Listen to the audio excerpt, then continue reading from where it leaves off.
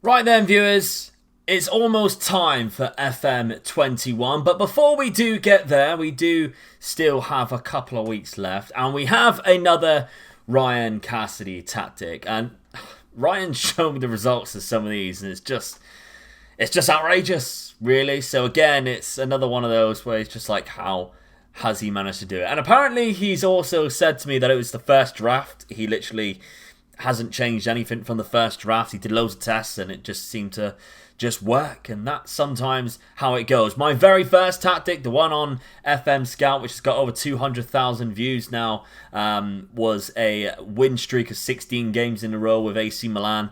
That was the first attempt. I did that in pre-season and kept it all the way through. Sometimes that's just the way it works. Now, thank you to everyone, by the way, who ordered their Omega Loot shirts. You should have yours arrive in a week or two's time when this video is out. And thank you for everyone who did do that. Now, of course, let's have a look at this tactic. We are going across 5 different teams today, so we're going to try and be nice, quick and snappy. And let's see what it looks like to begin with.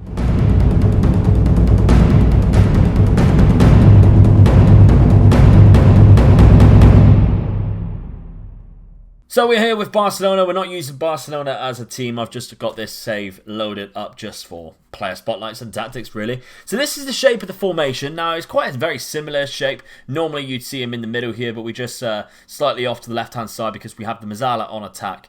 My favourite role in the game this year used to be a deep line playmaker until I discovered that Mazzala on attack role. So that will be like going across this side here. So the Regista will be covering both sides. The box-to-box midfielder going up and down here. Now we have the pressing forward in attack. We have the inverted or inside forward on attack as well. Winger on attack. So 2 different roles on the outside there. But we also have this Mazzala on attack, box-to-box midfielder, Regista on support mode. Now, at the back, we have, again, varied different positions and roles. We have 2 wing-backs, 1 on attack, 1 on support. So the attack one, as you can imagine, is going to get up slightly higher because this inside forward is going to be cutting on the inside. Whereas on the other side, we have the support mode because it's just a winger on attack. So they're going to be trying to stay wide. So the winger is just trying to support him, not overlap him and get forward. Now, at the back, the 2 centre-backs that we have 1 ball-playing defender with a stopping role and 1 central defender simply on defence. As simple as that. And then the keeper, a sweeper keeper on support. So, the mentality is attacking. Before we go through anything else, I will show you the individual instructions. So if you wish to copy them, you can. But remember, viewers, if you want to just download the tactic with all of this loaded, the set pieces loaded, then you can do so by heading to my Discord. Head into the Ryan's tactics with the little fire emoji. That is where you will find this tactic. He has posted it. And I'll just show you the set piece for the corners because I know Ryan Cassidy does his own corners. Look how clean that is, and you will see a lot of goals from these corners. It's exactly the same on the other side. Now we go back to the overview of the tactic. In possession, viewers, we are playing extremely wide. We are focusing the play down the left-hand side, just down the left. Passing into space is not ticked, so we're not doing that. We're keeping the ball playing to feet. Low crosses from wide, if we do have any. Working the ball into the box, slightly more direct from the pass directness, extremely high tempo, running at the defence. In transition, we have a Gegen press going on, distributing the ball to the fullbacks through short kicks. Out of possession, higher line of engagement, higher defensive line. Not too high, just higher. Using the offside trap with defensive width of standard, using tighter marking, extremely urgent intensity. Extremely urgent intensity. Wow, that should not be difficult. Prevent the short goal kick drop distribution and staying on feet. My favourite thing to do. So viewers, it's quite simple. There's a few different things which you wouldn't expect normally. Normally if you're focusing on one side, it's mainly because you have a player in your team who suits that role. Your best player maybe be your left winger. But of course, because we're trying it across 5 different teams, that might not necessarily be the case for every single one of these teams. They might have their best player on the right-hand side. So this just goes to show how good the rest of this tactic is, to say the least. But we have 5 teams. Not one of them are predicted to finish top, but all of them have done very well Let's see the first one. So we're actually starting off in League 1. And if we look at this, Brest are predicted to finish in 14th place. 250 to 1. So really, you see the mid-table / in the relegation zone. And I think on my Youth to Go series, they got relegated within the first 2 seasons. So not the best team. And if you have a look at their projected lineup, it's a 4-4-2 formation. However, using this tactic, they managed to finish, viewers, in a very good 3rd place. They have Champions League football. For the very first time probably in their career, Brest have Champions League football. We have Irving Cardona with a top scorer of the league. And he's not that good, viewers. He's definitely not that good. Very bang average player. Paul Lasner with a 7.6 average rating. So let's see what position he played in. He played in the regista role for the whole season. And he did very well in it. And he's not that good either, viewers. Not too bad. Autret had 10 assists, so he comes from that left-hand side where we are focusing the play. He managed to get the most assists for this team in the league. Neymar getting 8 more, though, in total. So, very good all-round this season. As you can see, Ryan Cassidy has actually picked the players for the roles, which I do recommend you doing as well if you're going to do a tactic tester. And as you can see here, every single one of the players are very comfortable in the roles other than Peter Lasner. Paul Lasner. I apologise, Paul. He probably watches this video. But if we have a look at the squad itself. Now, appearances, a lot of the 45s. That didn't miss the game. 29 goals in total for Cardona. The winger there getting 13. A centre midfielder there also getting 13. I'm going to guess that that is the Mazzala on attack. And it is. Always gets a lot of goals, the Mazzala on attack. We have a look at the assist-wise, Autret, and the other centre midfielder, the box-box midfielder, with 10 assists. Now, average rating 7.6. That's a backup defender. Never mind. Paul Lasner with the highest average rating, with another centre midfielder and the striker coming in at 7.3 and 7.24. Not bad. Not bad at all. Now, we do actually... Let's have a look at competitions, just in case. Semi-final of the Coupe de France, that's not bad. And quarter-final of the other cup. So, not amazing, but semi-final, I think they would be happy with that. We have a look at the analysis page, though. Now, I do like having a look at this analysis page. Goal time. So, pretty much as usual, either side of half-time is when they get the most goals scored. 55 of them around the penalty spot, 6 on one side, 9 on the other, 21 in the 6-yard box, 6 and 11 on the outside. Goals within own half, 2. Unbelievable, really. Goals within opponent's half, 1. So that's... I'm not quite sure how they've... Oh, that's conceded. Sorry, that's conceded. Never mind. Ignore me. Assist locations. We can see a lot of the assists come from inside the box. Of course, because we're playing that inside forward, and the guy who got the most assists was on the left-hand side. He has 20, and I'm guessing he played a lot of that as well, with 34 inside the box too. Goal types we can see here. Place shot was 68. Goals were scored. 15 only were powerful shots. That's not too amazing. A header, 16 headers. Goal assists, crosses coming in there with 31. The highest so far. Corners, 15. We'll see that quite often. Clear-cut chances, 71. That is exceptionally low, by the way. That is really low. We've done tactic testers where they've been like 130. So just 71. But 53 of those 71 were converted. Very high amount there. But there's 4 more teams. Let's not waste any time. So the next team we are going to look at is the Toon Army themselves, Newcastle, who are predicted to finish in 10th place, but I think that is rather generous because of the team that they have. Fair enough. But where did they finish? What a delightful 5th place they had. Just 3 points out of the Champions League spots, which were occupied by Bournemouth, which of course happens all the time because of the players that they have. Wolves in 6th place, so Chelsea, Arsenal and Tottenham finishing outside of that top 6. No European football for them, even Leicester as well. So Liverpool running away with it with 100 points, Manchester United, Man City, then Bournemouth. Then we have Newcastle, but St. Maxim was there with a golden boot for the Premier League, 22 goals this season, the second highest average rating behind Salah, and the most assists with 20. He has had a remarkable season because he also had the most player of the matches. So St. Maxim has absolutely dominated this league. probably going to win the Ballon d'Or, maybe. Probably not. But anyway, Newcastle fans, you've got to be happy with that. Competitions-wise, we'll have a look at the competitions. They were knocked out of the 5th round by Arsenal. The Carabao Cup, I don't know why it's all of a sudden turned to French, but we also finished in the quarterfinals, knocked out by Aston Villa. If we look at the squad, though. So, St. Maxime, who was playing on the right-hand side. So he scored the most goals and got the most assists from that right-hand side as a winger. That's interesting. So Dwight Gale actually played up front. And you like to think, if they had a better striker, I mean, I don't know Ryan Cassidy's thought process here, but I would have gone with Joe Linton up top instead of Dwight Gale, because Dwight Gale, I just don't rate him on this game at all. He has better finishing and off the ball, but I don't know. That's questionable to me. I do think that Newcastle do need that decent striker to fit that role. St. Maxime has done exceptionally well, though, in the winger role. Has come out trumps, really. 23 goals, 20 assists, and they were all pretty much in the league. Miguel Almiron with 11 goals. Dwight Gale with 11 goals, both with 3 assists as well. The assists, again, coming from St. Maxime, and Lazaro at right back. So that right-hand side, that's quite interesting, really.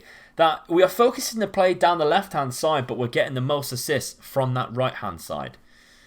Intriguing. I don't know why that would be, so let me know down in the comments what your thought process is on that. Maybe the ball's getting crossed over. We attack down the left-hand side. The right-hand side, both of the players are free. It's passed over to that side. They play a ball in and goal. Maybe that is the case there. So not a bad start from Newcastle. Let's have a look at the next team.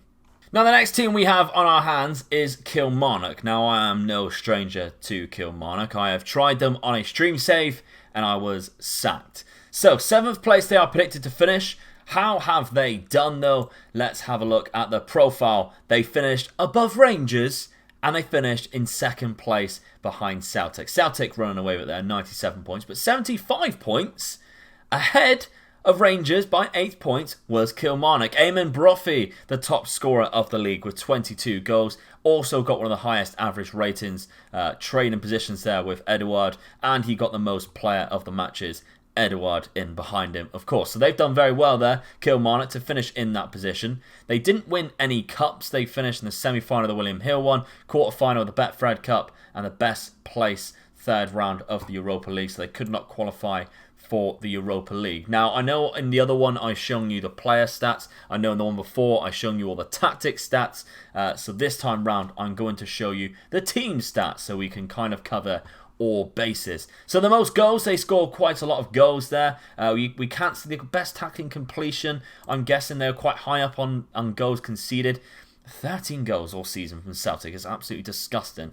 Kilmarnock there with 33 goals only conceded. That's still very good. And we do look at the schedule. There are some big results here. Only losing a couple of games there to Celtic and Rangers just by 1-0 as well. So keep that noted. But then they went on and beat Rangers a few weeks later in the league. So as we go on down here, the games that lost aren't like devastating losses, but the games that are won 3-0, 3-0, 4-1, 3-1, like they're comfortable wins, and that's what I like about it here. March as well, a very strong March, a win there over Rangers as we go into the final part of the season where it all really matters and you start playing against the same teams over and over again. We can see here Rangers, we beat them again after facing them 3 times in about 6 games. We beat them twice, lost them once in the Cup. Hibs, we beat them 2-0, drew against them once. Celtic, we lost 3-2, and I feel like that's quite an unlucky one as well because we managed to score a couple of goals there.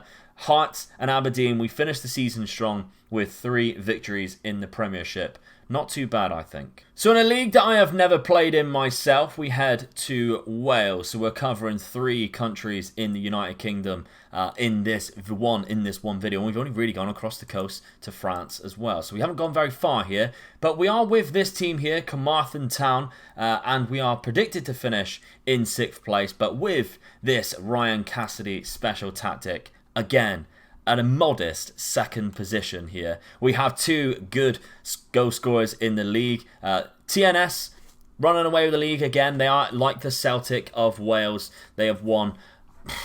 When was the last time they didn't win the league? 2011 was the last time they didn't win the league. Assist wise, we have him with Hanford with average rating assists. Noah Daly getting on the score sheet and the player of the match, and Liam Thomas with a lot of the goals. I mean, let's look at Liam Thomas. He scored 21 goals. He has decent finishing, but that is about it. I mean, obviously this league is not amazing, but you know, take that with a pinch of salt, how well we have done. But if we do look at the stats and we have a look at the overview, most goals were scored by us, even though TNS was the top scorer. We had the best passing, the best crossing completion. We had the best average possession. We had the best tackle completion.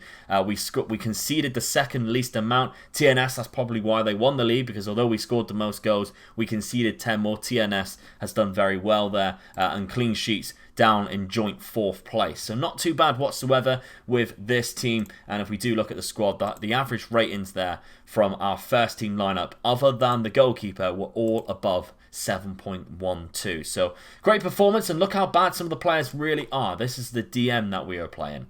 Yeah, I know. Tell me about it. And of course, Luke Bowen, the striker that we were using, absolutely dreadful, viewers. So the goals are coming from other positions, and that's good to know, really. If you think about it, if we're having two very terrible players in two key roles, as the regista and as the striker, yet we still manage to finish in second place, we still score the most goals just through the two wingers, it just goes to show how important those two roles are. So Noah Daly there, at 18 years of age, I'm shocked that no one wants him. He is a free transfer if anyone does take him away from this team in the next season. But a 5-star player nonetheless, and he's done it exceptionally well for 17 goals, 10 assists. Liam Thomas, though, in that inside forward role, 34 goals. So you don't need a striker, viewers. If you haven't got an amazing striker, or you can't get yourself an amazing striker, get yourself an amazing inside forward on that left role who can finish. Because as shown by Liam Thomas here, that's all you really need sometimes. Now, arguably the best result of the whole video, though, is this one. We find ourselves in Italy in the Serie A, and Brescia, 350-1. They are 16th place here. 16th, newly promoted Brescia. And of course, they have Sandro Tonali. At the start of the game, they will no longer have Sandro Tonali next season. But that is besides the point. Sandro Tonali there, as you can see. Handsome man. Anyway, how have they finished? What a result this is, viewers. 4th place, a Champions League place for Brescia. Finishing higher than Inter Milan, AC Milan, Atalanta, Fiorentina, Sassuolo, Roma. Only behind Torino as well, which is also quite a surprising feat. Ronaldo with 44 goals. That is just... It's harsh. It's harsh. Juve running away with the league a little bit. Lazio finishing in 2nd place. We don't have any players in here, but it just goes to show the teamwork and work rate that the team must have put in to end up finishing in 4th place. Sandro Tonali, he is in that DM role, and he has done very well in it. A 7.57 average rating, 4 goals, 10 assists. An animal of a player, wanted, of course, by many clubs across Europe. Has done very well. Goals-wise, we have 17 from Mario Balotelli, who plays up front, and Florian I with 14 from that left-hand side. But if we do go back to competitions, we can see they're knocked out the first round of the Cup. Didn't do too well in the Cup competitions at all. But if we do go to Serie A and we go to the team overview, I'm guessing we've done pretty well averaging here. So 4th there in the most goals scored. Well off Juve, but still we finish in 4th. Least goals scored, again, 4th. You're going to see a pattern here, viewers. Most clean sheets, 3rd. Not 4th. Done very well. Tackling completion, we are top. Passing accuracy all the way down in 8th there. Average possession in 8th, but it doesn't matter how much you get the ball. It's what you do when you get with it. We're not even on the crossing completion. Shooting accuracy, we're not there either. Heading completion, who really cares? So overall, viewers, I think that is a phenomenal result there for Brescia. They've done exceptionally well, and let's have a look at the schedule and see if they've had some really crazy results. So a 3-1 loss there to Juve, Inter Milan, Atalanta, they got battered there. So a bad start to the season, really. They've really picked up the second part of the season. Which is great to see. A big win there over Lazio. Sampdoria, a cracking 2-0 victory there. 2-1 at AC Milan. Very good indeed. And as we go down forward, we had a strong February. A decent March, really, considering the teams we played against. 1 win and a draw. A draw against Inter Milan as well. 0-0 draw. Finishing the season very badly. 3 losses out of 4. Just 1 victory against arguably one of the toughest teams there, in AC Milan. Lazio, we lost 1-0 to. Sampdoria, a nice 2-0 victory. So, I mean, the results are quite as you'd expect, but they've just won so many of the teams that are around about where they should be in the league. So the teams that are fighting around the relegation / mid-table, they're just beating them. They're not beating the Juves, they're not beating the Lazios every game or the Inter Milans. They might get a result here and there. It's what they're doing against the teams which people class as the same rating as Brescia. They just seem to be winning a lot of those games. It's very rare. I mean, we can see it better, I suppose, if we go to Serie A and we look at their losses, 11 losses. Lis, their Sassuolo, and that's pretty much it. Other than that, the teams are above them. So they've done really well. I mean, Lis has done the double against them. If you take that out, it's only the Sassuolo game that you think, oh, maybe we should have won that game. Other than that, they've done really well. And the draws as well. Exactly the same with the draws. Udinese, Sassuolo, Cagliari, Parma, all teams that you'd expect them to have a good game against and stand a good fighting chance of winning the game. They've dropped 2 points, but they still managed to not lose. But they've managed to also do that against Atalanta and Inter Milan. So in the same feat, they've done exceptionally well there. And 20 victories out of 38. I think if you're a Brescia fan, you're really happy with that one. So there we have it then, viewers. A very long-winded tactic, but Ryan Cassidy is very thorough in his tactic testing, and when he has managed to strike gold with the first attempt, he sent me so many. Like, there was a Bolton one which finished third as well, a Liverpool one which dominated the league, but I'm not going to show you every single one, viewers. I just picked a few really good ones that, for lower league, I think, because a lot of people like those better. So I hope you enjoyed it anyway. Remember, if you want to download it, head to the Discord.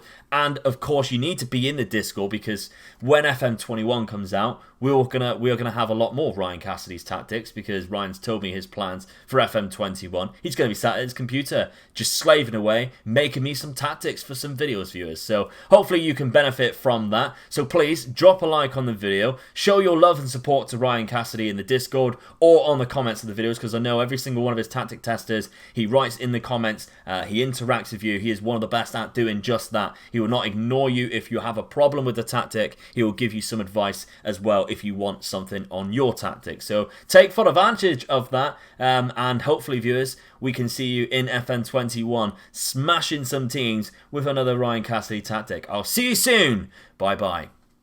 Did it left-handed again. I'll do it right.